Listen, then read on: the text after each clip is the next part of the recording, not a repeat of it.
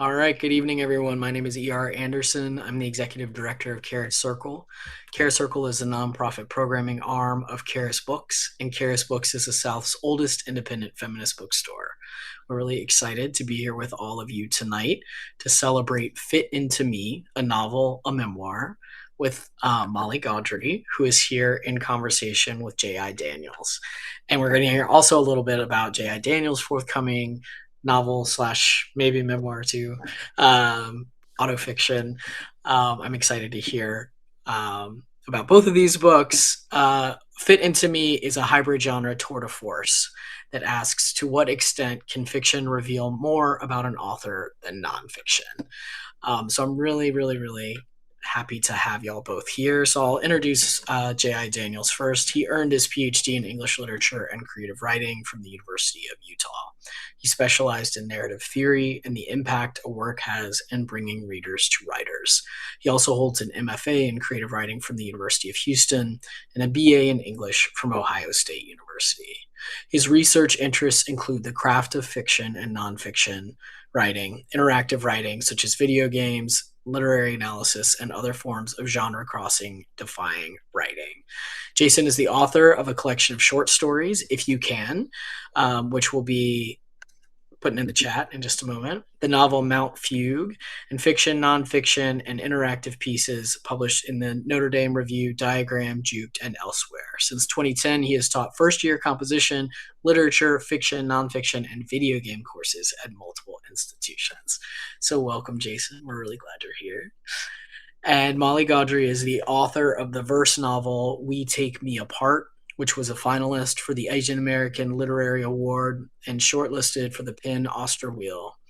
Desire, A Haunting, its sequel, and Fit Into Me, a novel, a memoir, are further explorations of the same story world and characters. At Stony Brook University, she teaches nonfiction and poetry in the BFA and MFA programs. Summers, she teaches fiction at the Yale Writers Workshop. So welcome, Molly. We're so glad you're here. And for folks who may have been confused, we were going to do this in person, but due to the Northeast's wild weather, we're glad that we're able to do this virtually, and so glad that you're here.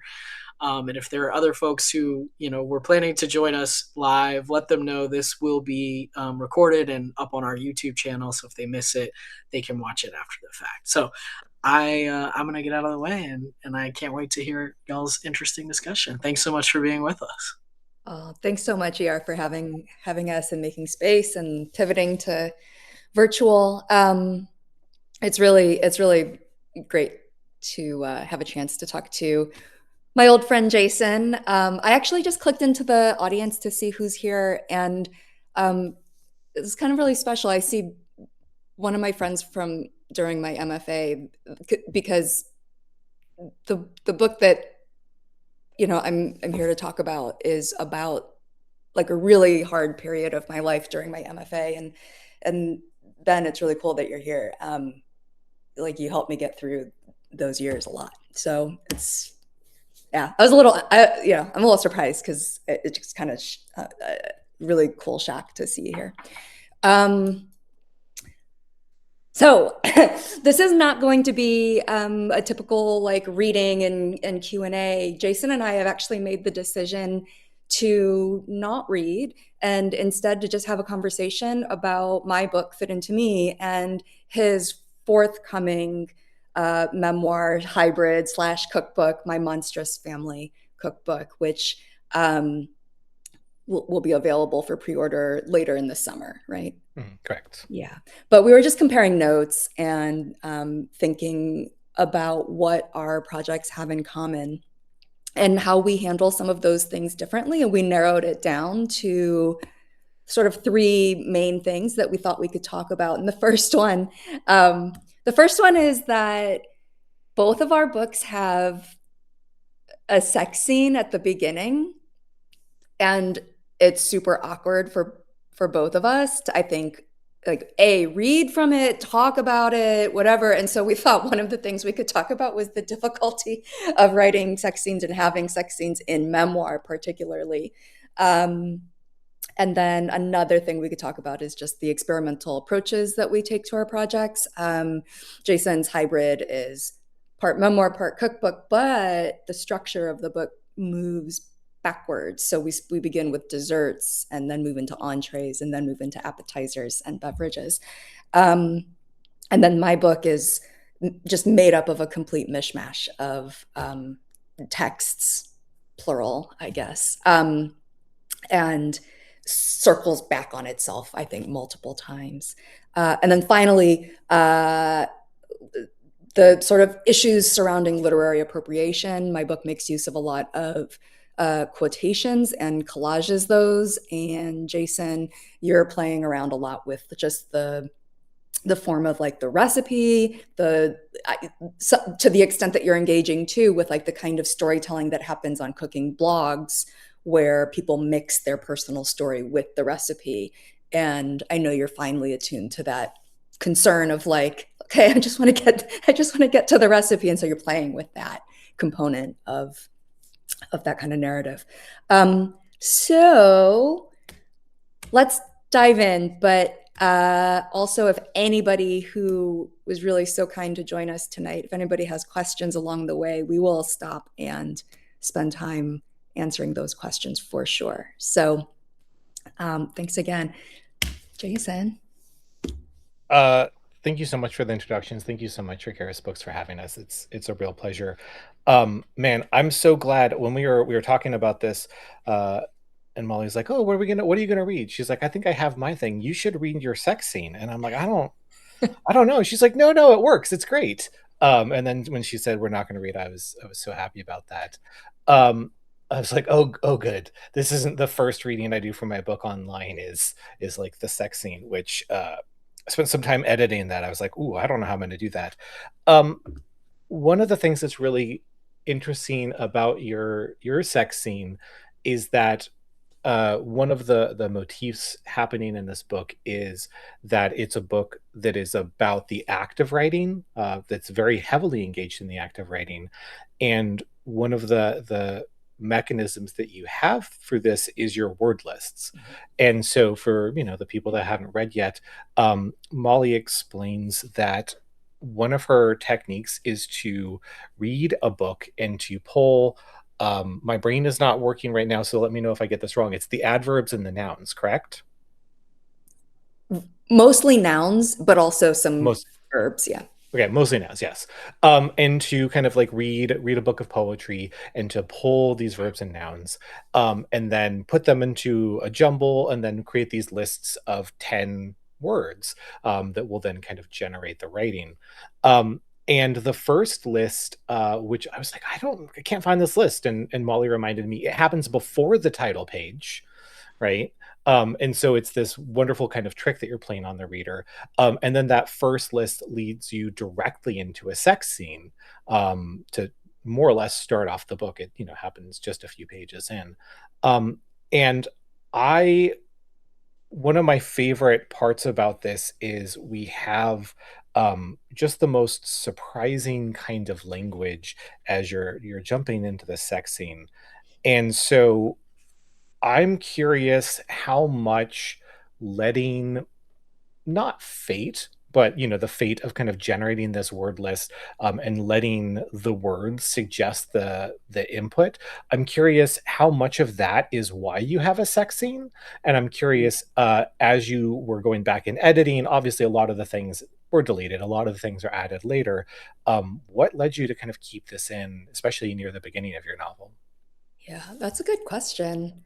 So I think one of the things that I'm discovering in this book, like the me that is writing this book, one of the things that I'm discovering while constructing the novel, right? Okay, so just to back up a second. So I consider this book to be, it's called Fit Into Me, a novel, a memoir.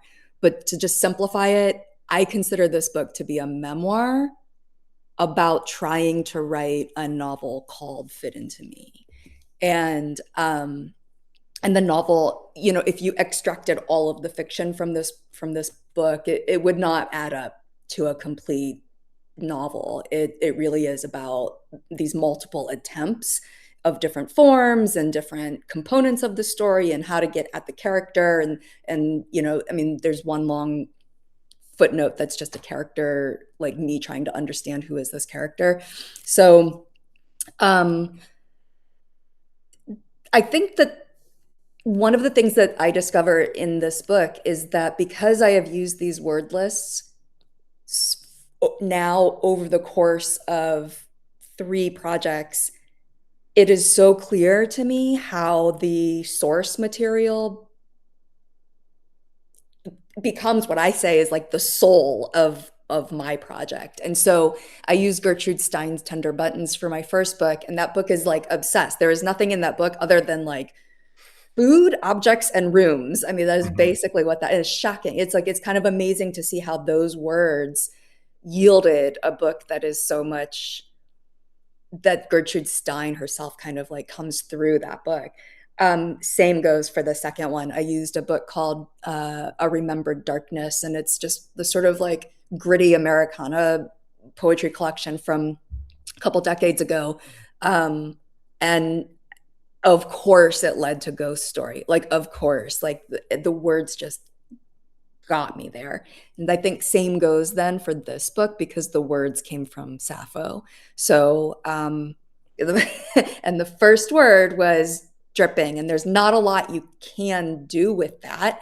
And then the footnote, because I was also engaging, there's like one page of this where I back out and I just say, like, we get close to sex scene, and then I back out back into nonfiction, and I'm like, actually, so this comes from Sappho, and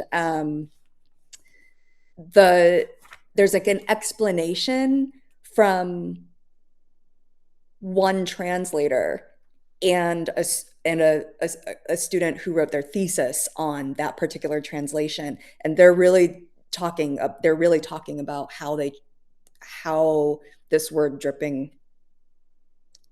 Yeah. So in the Mary Barnard, translated differently by Mary Barnard, the fragment appears as follows: pain penetrates me drop by drop, whereas Anne Carson translates it as in my dripping pain. And so then in all this back and forth, there's like this explanation of like Mary Barnard saying, I thought of a faucet dripping in the next room, then of a heartbeat, then of the pulse, then of throbbing pain. The comparison to a stalactite is not with a hard stone pointed object, but with rhythmic liquid movement inside the body. There was, at that point, there was nothing else that I could possibly do with dripping. And then the rest of the words in that one, what are the rest of the words here? Younger, I don't know, you go anywhere with that. Lattice, great, lightly, be, purple, and then come. I got come at the very end of that list. Come, and then swear, and hair. And hair is kind of sexy too, right? So it's I think that the word list got me to that sex scene. And I am such a slow writer, and the fiction of this book happened so slowly that I worked every sentence before moving on. And it was the kind of fiction for me in this case where it's going to stay. I reworked it so much that I'm not changing it. And then we just try to go forward. Right.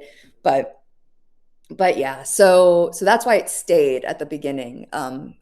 It's the beginning of me trying. It's the first thing that came out when I tried to begin writing this novel called Fit Into Me. And so it stays as a testament to that process.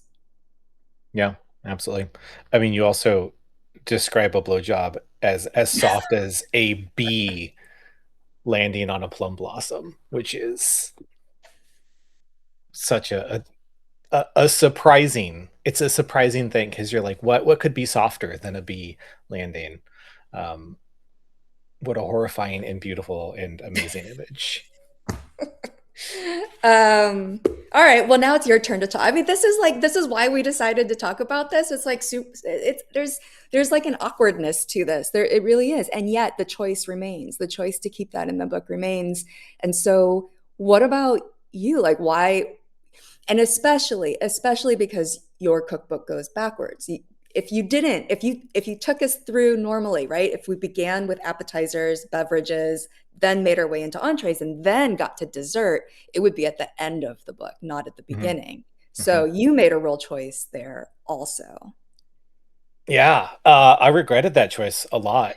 Um, the memoir was written normally. It was, it was written in a sense where, like a cookbook, it started with the appetizers, it kind of moved through things, the desserts was at the very end. And ultimately I understood that the idea of myself in the desserts, it was kind of the fun stuff. And so it was the sexy bits, but it was also the horrible bits, and it was the absolute failures, and the things that are kind of splashy, and kind of don't fit elsewhere, and feel a little bit excess. I really loved that idea of putting it all together there.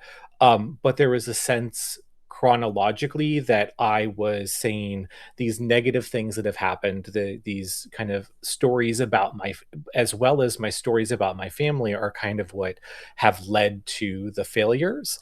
And it felt like a way of trying to deflect blame. I think a lot of the memoir is concerned with the choices that we make, and some of them are beautiful and wonderful choices about love and about happiness and about joy and about togetherness, and a lot of the choices are the bad choices and the failures that we had. And so by moving that to the beginning of the book, I got to kind of say, here are my flaws, here is who I am as a broken person, and then let's kind of discover what's happening behind that, which had a narrative satisfaction.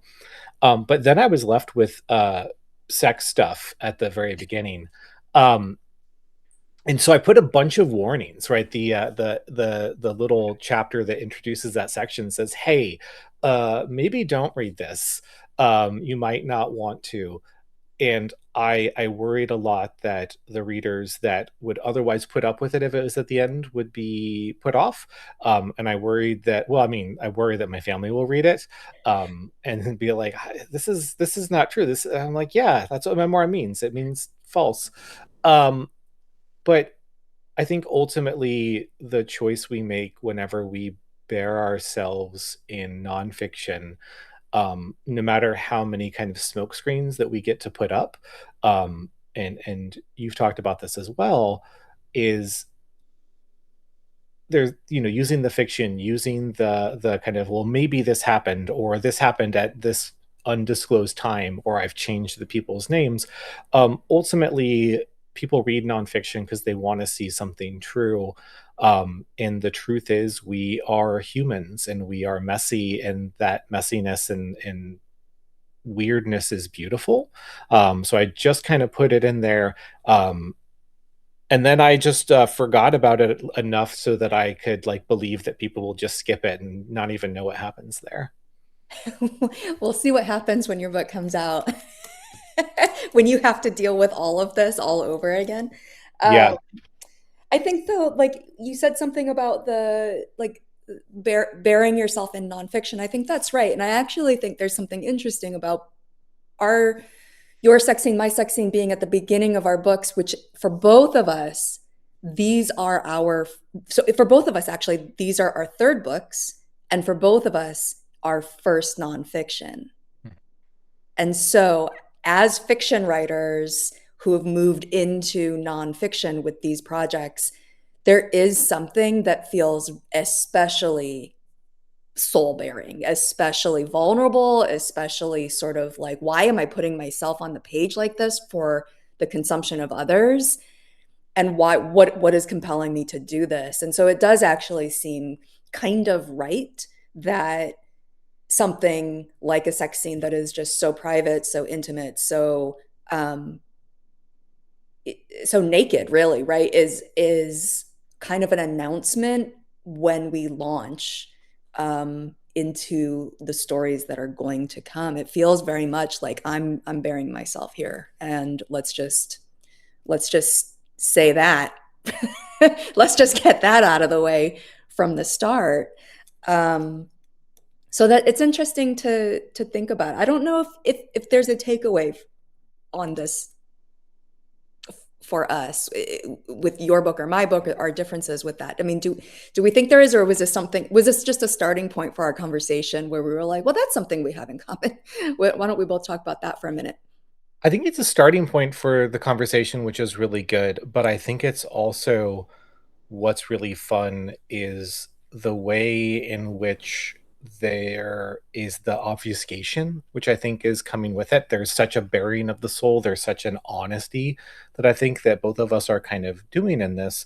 But in my book, I'm using pseudonyms, right? And so and in the case here, it's of Egyptian gods, right? Which is that everyone is given kind of these pseudonyms, and so it has this uh almost, it has this real comical kind of tone to it. So I'm using that as this kind of screen where you can see the shadows that are happening behind, but because I've kind of put the screen up, I'm pretending that you don't know what's happening. And I'm curious also, how you kind of think about it, because you begin the book, and you say, I'm writing this novel, and in this novel, I have the tea house woman, and she's this completely fictional person. And then you put that sex scene in, it's the tea house woman who has the sex scene. So how does that kind of feel to you, like that safety or that screen, or does it feel like even though you have that screen, you're like, I don't, it feels like it's not there? Mm.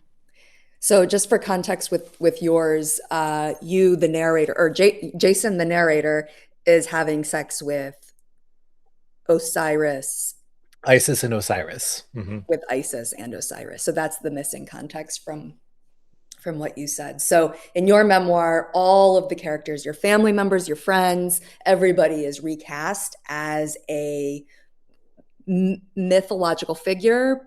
Are there other figures than mythological? I'm thinking just All mythological, right? So all all my family are monsters, and all my friends and chosen ones are gods and goddesses. that's like the coolest thing. I think we should circle back to that.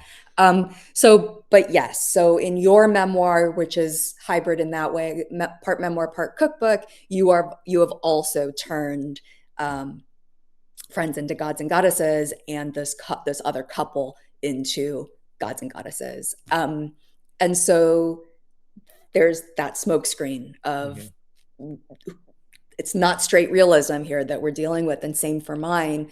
As my book shifts into the fiction, we shift into the tea house woman who is doing this, not me. I do slip the pronouns at one point, and I guess am engaging pretty directly with that. Is it me? Is it not me? Is she some version of me? And I think where this book goes is that, during my MFA, because of my brain injury, because of the sensory processing issues that I had, I could not be around anybody. I couldn't, like people smell so much. Like it's already hard enough to like track moving objects. Like all of my senses were just kind of on overdrive. Like visually, I would struggle when I went out. Like auditory, like it just sounds would like echo, and like even sitting in a classroom, like looking at this person talking and then looking at this person talking is just like whoosh, whoosh, whoosh. And then like the room is spinning, right? It's insane. And then on top of that, people just smell. And so, I mean, there's shampoo, there's cologne, there's everything, and then just smells. And so a lot of the book that I was finishing, I'm finishing one book, Desire, while I'm starting Fit Into Me. And Desire is very much a ghost story because the ghost misses human touch. And so very much my brain injury was being infused into that character, where a living character and a ghost character are trying to figure out a way to connect. And then moving into this book in Utah, I was able to get, like, I had recovered up to a certain point, and I thought that was good enough. But then it became quickly apparent that it wasn't good enough, because the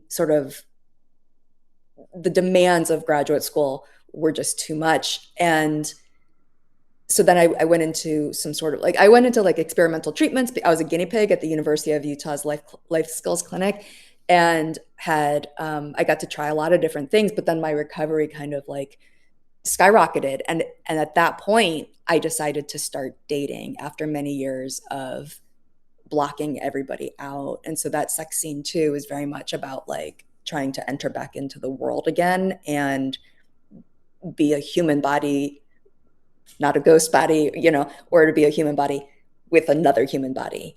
So I think, and that is interesting because in a different conversation I had, somebody said that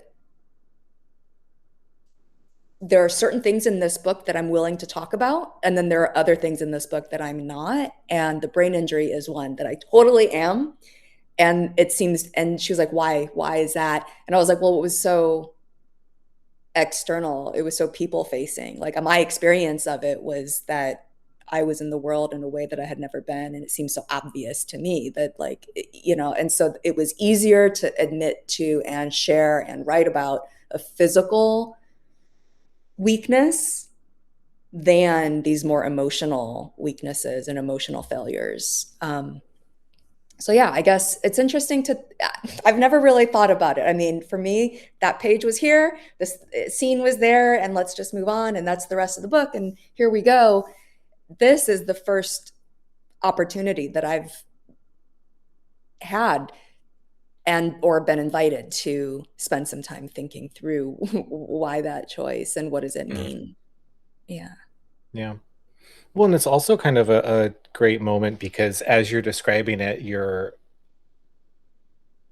losing your old self, you're creating your new self. And so I'm curious how much of that, like the sense of here is the persona as author, kind of like speaking their memoir, and here is the persona as fictional character, and the way that those kind of represent both sides of yourself in this kind of like more structural way, that isn't a metaphor for the disability that you're struggling with, or like learning to deal with, but the kind of the way that they sit together. Yeah. Does that get us, does that help? Does that actually what you just said, I think helps shift us into structure and order in our approaches Yeah. to that? Um, so since I've already mentioned it, so can you say more about why your book goes backwards? Because it didn't work. When I wrote it the first time and I read it, I was like, ooh, I thought this was going to be better than this. What do I do? Is the main reason it went backwards. And I thought, what if I do this? I think that there's something delightful about dessert. I think dessert is wonderful. My spouse loves eating just dessert for dinner. And this is part of the introduction, and I can't do that. Like I mean, I'll eat a piece of cake, but I need everything. And so there was something kind of fun with starting with dessert. It's a little bit transgressive, which is a lot of fun. But also, I was thinking a lot about what is a memoir and what do I want my memoir to be. And one of the fears that I have, which I think is the fear that many memoirists have, is you're afraid of being a narcissist. I think that there's a lot of, often typically gendered language about this, but there's a lot of language about how all you do is like talk about yourself and think about yourself and go like everything that I've done is profound in some way. So please read a book of it. And so a lot of the way I have structured this book is uh theming every section after a kind of a different thing. So the dessert section is largely around my miscellaneous fun times, but also my errors and my mistakes that have kind of built up. And the entree section is largely around me and my spouse kind of falling in love. And the section before that, after that, is about my parents, and their love story. And the final main section is about my extended family. I have a very Southern family, very large Southern family, and they would have these enormous family reunions with like, good 100, people coming, having insane parties on the beach. We would go up to South Carolina, sorry, North Carolina, Southern North Carolina, and use rent these beach houses. And so there's something about, even though it begins in that typical memoir way of here's me at the center of this, by slowly backing away and making this like a larger kind of context, a lot of it felt to me like, oh, I'm trying to avoid this idea of that the memoir is honing in at the true me, and it becomes more about how do we tell our story in the midst of our family who has shaped us and supported us and hurt us, and all of these different things. So I liked that idea a little bit. And so it was surprisingly easy to rewrite, because a lot of chapters had to be dramatically rewritten, or the little sections, because I'm like, oh, well, that doesn't work at all. But it was surprisingly easy to do that once I had an idea that I was decentering myself as much as possible. Mm. It's that's really interesting too. And then so there's one of my favorite ones, recipes. Is that what we're calling these Yeah, chapters? yeah, Recipes. yeah. I like recipes. Um, is online, right? The peach bourbon smash one, Bourbon that's peach mash, online. yes. So everybody who's here, if you're interested, you should search for that. What is it It's again? on Diagram. So it's Diagram. bourbon peach smash, and yeah, on Diagram. Bourbon Because peach. otherwise you'll just get a recipe. It's a delicious drink. You should, I mean, Google recipe too. Okay, so did you say it's on diagram? Diagram, yeah. On diagram. Um, and that one's about family, right? So Mhm. it comes later in the book. Um, let's back up a second. Why cookbook for a memoir? Oh, because I hate blogs, cooking blogs. Because I love them, because it's where I get all of, so much of my cooking is doing cooking blogs. And I was reading all of their things, and I was so tired, like everyone is tired of uh the little blurbs that they have. Like, I mean, it's kind of just SEO generating nonsense to get clicks. And some, but for some of them, they're genuinely writing a blog. And they're so banal and uninteresting, which is like, my spouse doesn't normally like bread, but I made this bread and they really liked it. And I thought it would be really funny to hide the recipes inside of the thing that everyone hates. And so the first piece I did, it was done just for it was done for a reading. Like, hey, sign up for a reading. I'm like, oh, I'll write this piece. It'll be funny. And I realized that anything that I kind of anything that I love, I have some sort of hatred for, which is the cooking blog. And but also I really love it, and I think that there's a real power in the form of this. And for me, the power is we're sharing food, and there's nothing quite so human to me as I will spend hours preparing things. I'll go to, I'll make a list, I'll go to the store, I'll come back, I'll cook over the oven and the stove, and I'll make this and I'll give it to you. And me giving you this food is me telling you how much you matter to me. And so even though there's something very annoying about the cooking blog, it's also something that's so pure and so lovely. And to have that experience as a memoirist, where I'm not confessing my whole life to you, although I am, but I'm hopefully inviting you a little bit into my life, so that you can share this moment with me. That becomes the what sustained it, right? Even though it was mostly just a funny joke. It was like, ha ha ha, I'm making you read the part you hate. As I was writing it more, it was about just how much love there is in it, and how much power. And so it kind of took over a little bit, even though uh, it ends up going in a largely reverse chronological structure. It's not entirely. There's movement. Um, the the thematic idea is growing to love your family more and more as you get more and more recipes, as you're sharing them more with people. But to turn it back on you, your chronology is wild. It's all over the place. Yeah. And I love this about this. There's a real circularity that's happening where there are times when we're moving from point A to point B, and it's moving in a nice chronological section. At about halfway through the book, I would say it starts doing these huge digressive loops, especially when the lover says you can't stay the night, and then we keep replaying this for a very long time. I'm curious how you ended up at that kind of um, chronologically diverse kind of experience.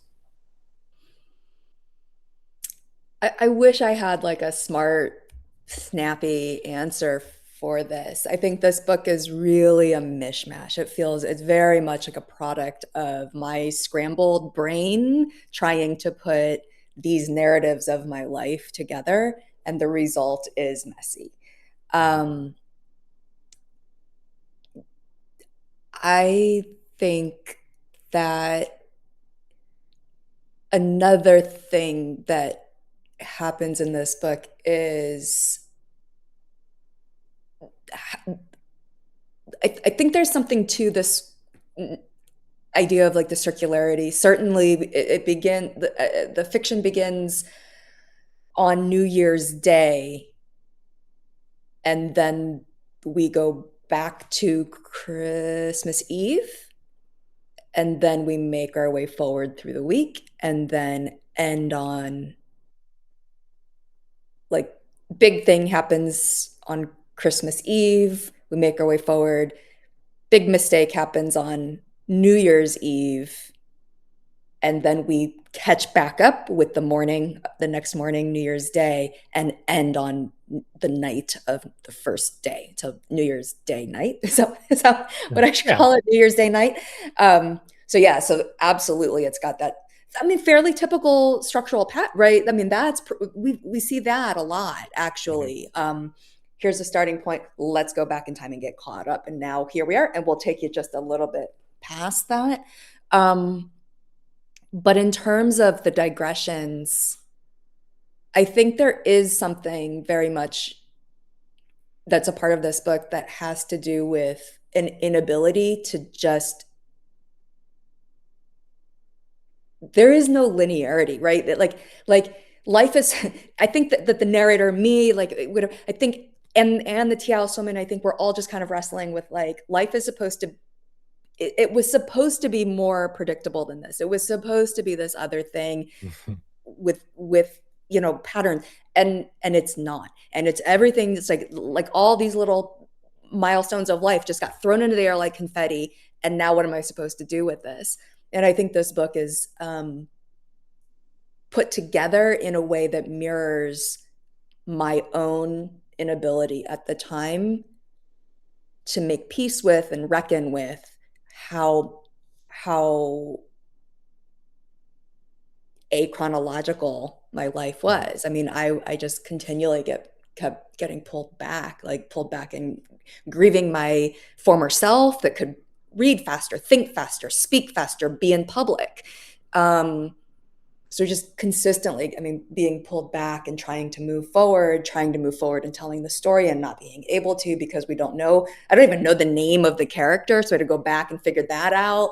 So I don't know. Like I said, I started this answer by saying I wish I had something sharp and snappy to say, but I think the best that I can do is say that it is a messy book, and the messiness is something that ultimately is celebrated. I think the book ultimately ends up saying, "This is okay. Like this mess that is me is how it all makes sense." In fact. Yeah, I think that comes across really well, is that sense of finding belonging, right, within the self, that kind of comes into that, which is truly lovely. I'm thinking that there's a much happier ending in your book, like in terms of like love story. Like your love story ends, it doesn't end. Whereas the one in my book is like, see ya. Like she gets told, don't stay the night. And then next time she's like, okay, peace. So there, I think that's like an interesting difference. It just, as we're thinking about like similarities and differences, I think there's something really sweet and tender in your book.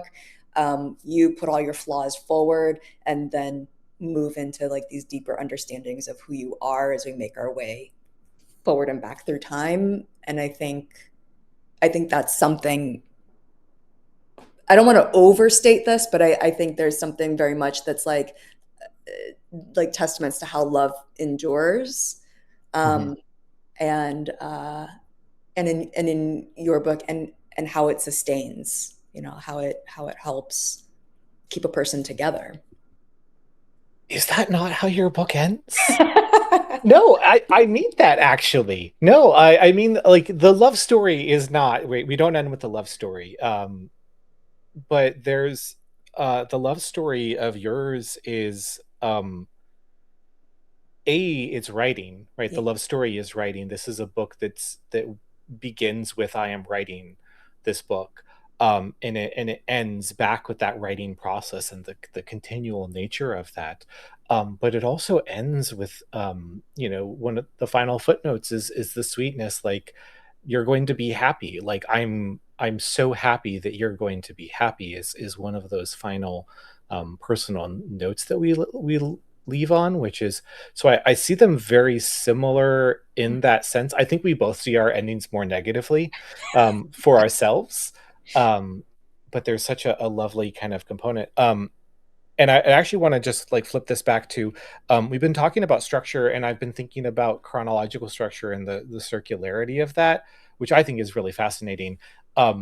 Because I was looking at your book like the hour before we were going over this, and I forgot to mention the structure that is the obvious structure that we'd already talked about previously, which is how the entire book is footnoted throughout, and in how you are embedding quotations from novels and poetry and interviews and everywhere.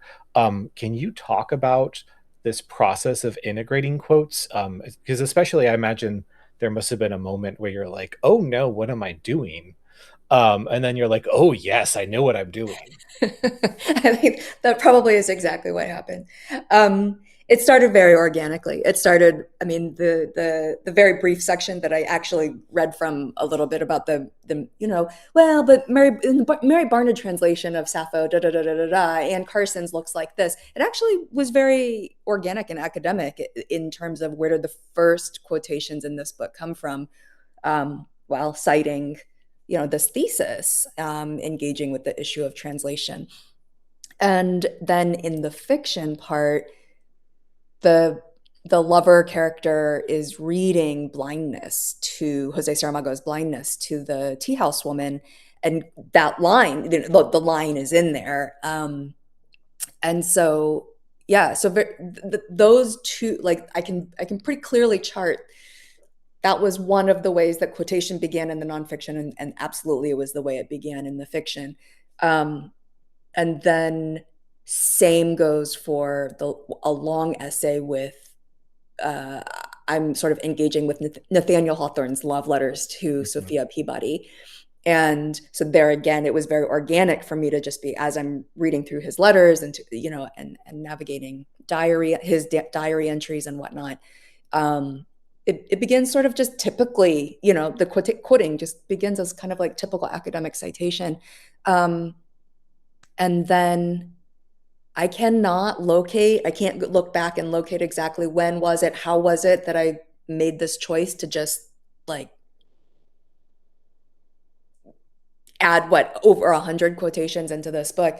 But it seems to me now like the best answer I can come up with is that it's very much just a timestamp on where I was when this book was being written. I mean, you and I were in school together. We were at the University of Utah. I was reading Kathy Acker. I was reading Burroughs. I was reading Roland Barthes, right? I was reading all of these people and David Markson and David Shield, was that book, I think that book sort of like hit around that time. So I think that what happened in my book seems kind of like an inevitability as a result of my time and study. Mhm. Yeah. It's also quite a reading list, right? It's like one of those things where thank God you don't have like a bibliography at the back. It's like one of those things that you tell like a student that's like learning how to write their first essay is like, you know, a nonfiction book is good if it has like 30 pages of citations at the end. And like that's basically this book where you're reading through it, you're like, oh, I need to read this now, I need to read this. How big a part was research? Mm. Well, quotes are easy to find. When you want quotes on, like heartbreak, Sure. they're easy to find. So in some cases, I was searching for the right one when I wanted one. But in most other instances, and I know this to be true. So even though I can't pinpoint exactly how and when it happened, I know this to be true because, and especially like now, February, it's interesting. Every time I get into Facebook, it's like, here's what you were doing 10 years ago, 12 years ago on this day. And I like my quotes are popping up. Like I'm quoting people constantly. So it was obviously like what I was reading that day, 10 years ago, 12 years ago, 9 years ago. This might be one of the ways that I engage with Facebook. Or like, Mhm. didn't it ask you, what are you thinking back then? Like, Molly is, Hmm. and you finish the sentence. And I Yeah. think it was like, Molly is reading Virginia Mhm. Woolf quotation. So there's an archive on this day of Facebook that is, it's like, oh, that's where that quote came from on that day. Like I can actually see some of those. And sometimes I posted multiple quotes from a text and I was like, oh, well, I took that's the one I took. So yeah, I think I was just a little, what kind of animal gathers their treasures, right? A I think magpie. Mhm. yeah, Yeah. I think that's what I was doing for a long time, for years. Yeah. I just wish you had like an author photo of you with just the stacks of books you would come from the library with, just like enormous, huge, terrifying stacks of books. Yeah. Um, I can't imagine how many late fees you had. No, they're so great. The library's so great. The interlibrary, it's one click what is it? Renew. Extension. Oh Yeah, yeah. one click renew. Libraries are great. So we're coming up on time. Um, I wonder if is there anybody that has questions that we could talk about? Anybody in the audience? And I don't see like a chat. Is there a chat thing that I should click on? So on the right hand side, there's a little like two Ah, text I see. messages for the chat, and so you can see the chat. Ah, okay. Oh, Fred, I have to work through that fear of being a narcissist for just talking about myself. Certainly appreciate help with this. Yeah, and you're working on some nonfiction. I know that so Fred is I know Fred from summer taking classes in the summer. Oh, where did the because come from? The because is the because I actually can pinpoint this. One of the I wrote an essay and it began as a blog post. I had a blog post, and it's some of the time that I'm talking about like Marguerite Duras and like her isolation, loneliness, solitude. I had one blog post that was all about Marguerite Duras and her solitude and nighttime. And later, I took some of those notes from that blog post and turned it into an essay. And the essay was a little bit more craft concerned because I was I was reading Mary Ruefle's Madness, Rack, and Honey, and she was talking. She has a beautiful essay about like the moon and the lyric, and so the title of my essay was shit. The title of the essay was because Mary Ruefle says the first lyric poem. Because Mary Ruefle says the moon was witness to the first lyric poem, and the first lyric poem was Witness to the Moon or something like that. And so the title was Because, and that was the first because. And then there were more becauses in that essay, and it really began with that. And I do think it got paired pretty quickly as response to the words fit into me. So fit into me because this piece, because this piece, because this quote, because this bit of my story, because this is just like, how can I integrate myself? Do it, fit in, do it, fit into me. And because here are all the reasons. People think about other questions. How much do you see this book as just an expansion of the way in which you have just gathered so many things into yourself, right? It's both fit into me as both it could be a negative trait of trying to like make things kind of be jammed in, and there's definitely some of that in this, but there's so much of work, of life, of experience, of joy that infiltrates this memoir. How do you feel that that kind of shift happened? That's a mean question, I know, but So I feel like got I got distracted in the middle of that. Can you just rephrase like just a little bit for me? yeah, I how think I did need to you hear kind it. of ultimately like you ultimately make this about an expansiveness? I'm curious how so much of this is there's a lot of obsessions, there's a lot of revisiting, there's a lot of kind of like it doesn't you never say I wish this had never happened, but there's a lot of that kind of revisiting of things like I wish this wasn't. But ultimately it becomes I am here because everything, and it becomes a very positive note going back to that happy ending that I see. um how do you feel that the book kind of became this, because I know that there in the writing of it there's a lot of not the happiness feeling but the Yeah. Uh,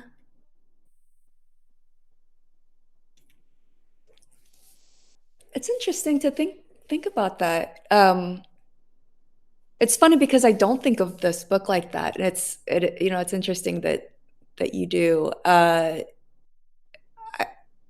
I, I think of this book as having a profoundly disappointing and depressing ending. really it's so positive to me, it's so happy. It's really funny. I will say though that the final words are not mine. It was like my absolute favorite quote from Mhm. Thomas Glave's essay. And he's my favorite prose stylist. I mean, I cannot get enough of Thomas Glave, and so I needed to give him the final word in my book. And I'll give you that. That quote that I put in from his book is beautiful. The essay is beautiful. And so it I did make that choice to end on that note and build up to it, right? So everything that precedes that quotation is serving everything else is in service of landing on that Mm. note. Mhm. So I think you're right in that way, but um, yeah, I think this book in some ways it is just my big messy life, but it's also my book of making some peace with Mhm. that. Yeah, Yeah. I guess that is a really fun part of memoir, because um I see so much resilience in it, Mm, right? And it feels like this is a thing that I am suspicious of in mhm. memoir. I'm very suspicious of. Sure, I suffered through these things, but I have come out stronger. Because I'm like, I don't know, are we stronger from suffering? It seems like we just cry more easily. But I see in this the the life of someone who has gone through some things, but who continues for, and this is for me, but who continues to kind of like thrive, who continues to write, who continues to kind of experience the beauty of it, which is I think ultimately more affecting for me, because it's not you telling everyone, no, I'm stronger now. And I'm like, oh, if you need to say it, I guess I don't see it, but I do see like very much a wow, this person continues to write these beautiful reflections on the way that they're kind of continuing through life, which ultimately is quite powerful for me. I'll give you that. I have not thought of Yeah. this book as because the tea house woman and her love affairs and whatnot kind of dominate my experience of this book a little bit, but Yeah. it is interesting to think of this book instead as just my love story with writing and with books, and a time when I fell out of love with reading and writing, and how I fought my way back toward having it in my life. And so that feels kind of redemptive and like a happy love story for sure. Yeah. Yeah. So, gosh, do we want to end there or add I think we anything have to another half hour. what? I don't remember. Really? I thought it was just an hour. It's just an hour. Okay. Okay. Sorry, my calendar just says until till 9. So I was like, oh, okay. Um, Well, then that's a you have great place to end. that is a great place to end. Though you do have a great comment from Nifty. Oh, yes. There's so much about the body, athletics of writing, recovery, rollerblading. I was inspired by that interplay, and of course, the tea house woman and imagination. So, Thank you so much. but no, this has been a great conversation, and I want to make sure folks can buy Fit Into Me. So, everybody watching at home, you can click the teal button in the bottom center of the screen, and that will take you right to the link to buy that from Charis. It really does help us when you buy event books from us. You can also buy Jason's previous book, which is called If You Can. And that's just a little bit higher up in the chat. And his book will be available for pre-order right around June. So you want to shout out that title one more time? My Monstrous Family Cookbook. My Monstrous Family Cookbook. So keep an eye out. We will have it to order at Charis. And once again, if there are folks who either from writing programs or other groups that you're like, man, they should have been here to watch this great conversation. This will be up on Charis's YouTube channel probably early in the week. So please check that out. It's just youtube.com/Charis Circle. And we would love for more folks to see this. And of course, buy these folks' books. So thank y'all both so much for being with us tonight. All right. Thank Thank you you. so much. Have a great